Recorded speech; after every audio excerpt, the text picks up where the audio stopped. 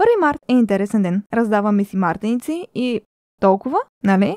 Винаги съм се радвала на този ден. Как сме запазили нещата от древността? Обаче денят е да отидеш до щанда, да купиш 20 мартеници и да ги раздадеш. Стори ми се леко сухо. Сякаш нещо липсваше. Затова ще разкажа за по-разпространените обичаи и каква може да била практичната им част. Първа задача на този ден е да се изнесе извън къщата червен плат, пояс или друг. Може да се сложи на кол, под стряха и да се вее. Изнасят го млади момичета, които развеселяват баба Марта, а възрастните жени стоят на топло вкъщи.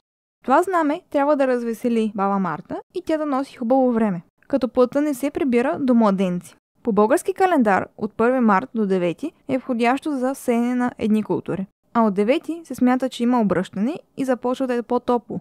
Змиите и гущерите излизат. И щом е по-топло времето, хората могат да започнат да сеят следващите култури.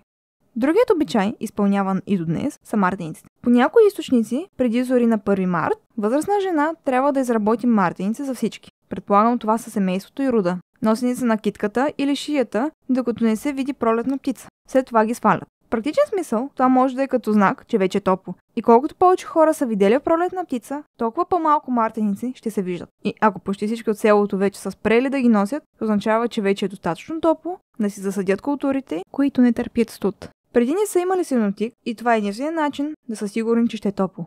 Рано сутрин домакините трябва да изчистят къщата, защото баба Марта иначе няма да влезе и ще дойдат само лошотии.